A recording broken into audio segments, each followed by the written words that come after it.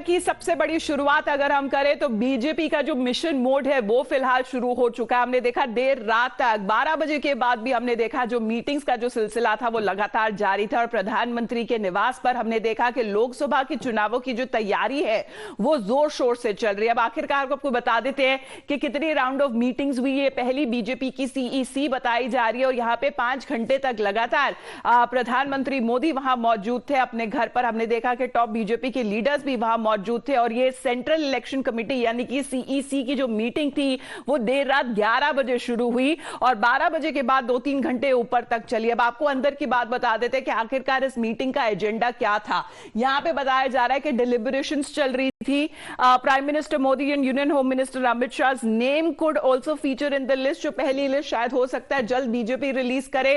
और apart from all of this बहुत सारे ऐसे मिनिस्टर्स हैं जो अभी फिलहाल राज्यसभा की सीट्स में भी हैं, उनके ऊपर भी मंथन किया जा रहा है कि आखिरकार उन्हें रिपीट किया जाएगा या नहीं। बेसिकली 3 कैटेगरीज के कैंडिडेट्स अनाउंस हो सकते हैं पहली लिस्ट में। जो वीआईपी कैंडिडेट्स हैं शायद उसमें प्रधानमंत्री मोदी का नाम शामिल हो, कैंडिडेट्स जो फिलहाल राज्यसभा के मेंबर्स हैं।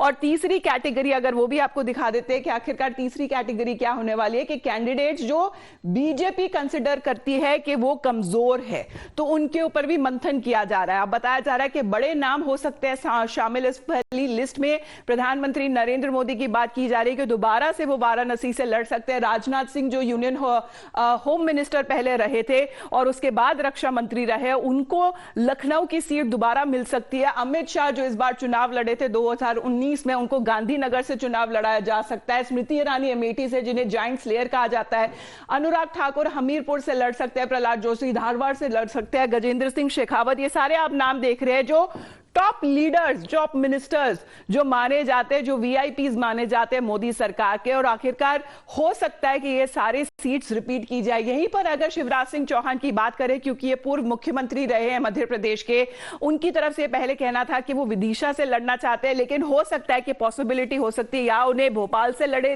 टिकट मिले या उन्हें विदिशा से मिले, चाहे वो उनका मन कर रहा है कि वो विदिशा से ही लड़े। अब यहीं पर अगर बात करें राज्यसभा लीडर्स की, जो लोकसभा के चुनाव है उन्हें कॉन्टेस्ट कर सकते हैं, यहां पे धर्मेंद्र प्रधान का नाम आता हुआ सामने आ रहा है, भूपेंद्र यादव का नाम आ रहा है सामने और मनसुख मंडाविया का नाम आ रहा है सामने। और इनकी पॉसिबिलिटीज क्या हो सकती है, कौन से जो सीट्स हैं और कौन से क्षेत्र है उनसे वो चुनाव लड़ सकते हैं। बाकी अगर आप लीडर्स की भी बात करें तो राजीव चंद्रशेखर, पॉसिबिलिटी है कि पहली सीट उन्हें कर्नाटका में मिल सकती है, या दूसरी पॉसिबिलिटी है कि तिरुवनंतपुरम में, केरल में वो भी लड़ सकते हैं। और यहां पर ये भूपेंद्र यादव ने, ये ज्योतिरादित्य सिंधिया की तस्वीर है, ज्योतिरादित्य सिंधिया भी कहां से अब लड़ सकते हैं, क्या वो ग्वालियर से लड़ेंगे, क्या वो शिवपुरी से लड़ेंगे मध्य प्रदेश में, ये भी अभी फिलहाल चर्चा का विषय है। प्रज्ञा हमारे साथ जुड़ रही है। प्रज्ञा, देर रात तक ये मीटिंग का सिलसिला जारी रहा, उसके बारे में बताइए कि कौन सी कैटेगरीज में बताया जा रहा है मंथन हुआ। बेसिकली अमिता, ये मीटिंग चली है सुबह 3 बजे तक और इस मीटिंग में जैसे जैसे कोर ग्रुप की मीटिंग थी कई स्टेट्स की, उनको बुलाया भी गया और ऑलमोस्ट उनकी सारी सीटों पर चर्चा हो गई है। उत्तर प्रदेश को छोड़ दें तो उसमें 20 लगभग ऐसी सीटें हैं जिनको छोड़ा गया है, बाकी 60 सीटों पर चर्चा वहां पर हुई है। और छत्तीसगढ़ की जैसे सारी सीट थी उन पर चर्चा हुई। सरोज पांडे का एक नाम आया, डिस्कशन हुई है जिसपे रायपुर सीट पर कि वो चुनाव लड़ सकती हैं। तेलंगाना की जो सीट है, 3 जो सिटिंग एमपीज हैं वहां पर, उनको टिकट दी जा सकती है। जी किशन रेड्डी, बंदी संजय कुमार, अरविंद धर्मापुरी को टिकट मिलेगी। इसमें से 4 से 5 एमपी ये अनाउंस कर देंगे जो बेसिकली कैंडिडेट्स होंगे वहां के।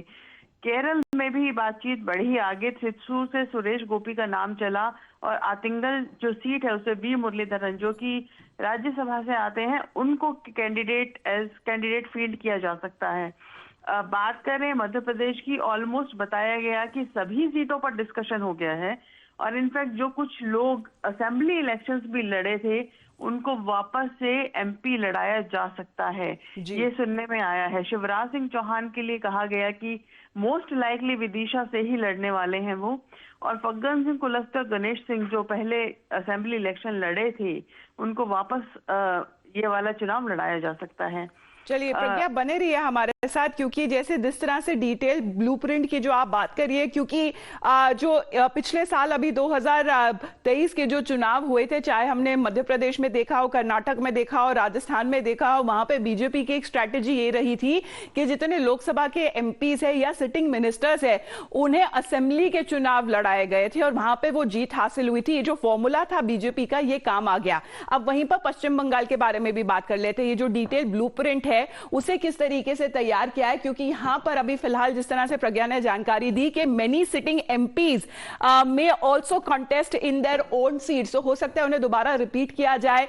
अराउंड 9 ऑफ देम बताया जा रहा है कि 9 हो सकते हैं ऐसे एमपीज पार्लियामेंटेरियंस जिन्हें अपनी वापस सीट मिल सकती है। लॉकेट चैटर्जी का नाम सामने आ रहा है, निशित प्रमाणिक का नाम सामने आ रहा है, दिलीप घोष का नाम सामने आ रहा है, शुकंता मजूमदार का भी नाम सामने आ रहा है। ये सारे बीजेपी के एमपीज हैं जो पश्चिम बंगाल से आते हैं। A target of 30+ seats that have been set by the BJP for the state of West Bengal. और वहीं पर बड़े जो मुद्दे हो सकते हैं जो बीजेपी उठा सकती है, और याद करिए आज प्रधानमंत्री नरेंद्र मोदी खुद पश्चिम बंगाल जाने वाले हैं, तो वहीं पर जो पोल ब्यूगल है वो साउंड करने वाले हैं। और वहीं पर अगर बात की जाए जो अभी के जो मुद्दे चल रहे हैं, यानी कि संदेश खाली का जो मुद्दा चल रहा है, महिलाओं के अगेंस्ट जो क्राइम का मुद्दा चल रहा है, राम मंदिर का जो मुद्दा चल रहा है, उसी को लेकर हो सकता है कि बीजेपी फोकस कर सके आने वाले चुनावों में और आने वाला जो कैंपेन होने वाला है पश्चिम बंगाल का। पश्चिम बंगाल की स्ट्रैटेजी प्रज्ञा क्या होने वाली है बीजेपी की? अमिताभ, प्रधानमंत्री आज और कल दो जगह जाएंगे बंगाल में, और उसके बाद 6 मार्च को भी एक रैली है जो कि महिलाओं को लेकर रैली है, वो एड्रेस करेंगे। फोकस बहुत सीधा है कि ज्यादा से ज्यादा सीट लेके आनी है। संदेश खाली जरूर एक मुद्दा रहेगा महिलाओं को, क्योंकि बहुत महिलाएं वोटर हैं और वो बहुत इन्फ्लुएंस भी करती हैं अपने घर की वोट, वो भी एक बहुत बड़ा मुद्दा रहने वाला है। राम मंदिर एक मुद्दा है, प्लस ममता बनर्जी की जितनी वायलेंस वाली पॉलिसीज रही हैं वो सब मुद्दा रहने वाली हैं। और प्रधानमंत्री एनकरेज करेंगे कि सब आए और बीजेपी को वोट करें, पिछली बार से ज्यादा वोट करें, ये बीजेपी का एक मुद्दा रहने वाला है बंगाल में। और बहुत से देखिए, बीजेपी ये मानती है कि उनके कार्डर ने बहुत काम किया है, डिस्पाइट जो पॉलिटिकल एटमॉस्फेयर था उनके अगेंस्ट था, और उनके जो एमपीज रहे हैं उन्होंने भी लगातार काम किया है, मोर्चा संभाले रहे हैं, चाहे वो सुकांता मजूमदार हो, चाहे वो लॉकेट चैटर्जी दिखी हो संदेश खाली जाते हुए। पुलिस से जिस तरीके से पुलिस से भी भिड़ंत करनी पड़ी उस जगह जाने के लिए इन एमपीज को, बीजेपी समझती है कि उनके एमपीज ने जिस तरीके से काम किया है तो वो डिजर्व करते हैं कि उन्हें वो टिकट दोबारा दी जाए, उन्हें दोबारा मौका दिया जाए। आसान नहीं है बीजेपी के लिए बंगाल में पॉलिटिक्स करना, ये पार्टी भी समझती है। बिल्कुल, तो ज्यादा फेरबदल की उम्मीद नहीं है। अगर बंगाल बीजेपी की बात की जाए, जितने भी जो उम्मीदवार है जो अभी सिटिंग पार्लियामेंटेरियंस है, हो सकता है कि उन्हें दोबारा टिकट मिले उसी क्षेत्र से जिस क्षेत्र से वो पहले 2019 में जीत चुके हैं। प्रज्ञा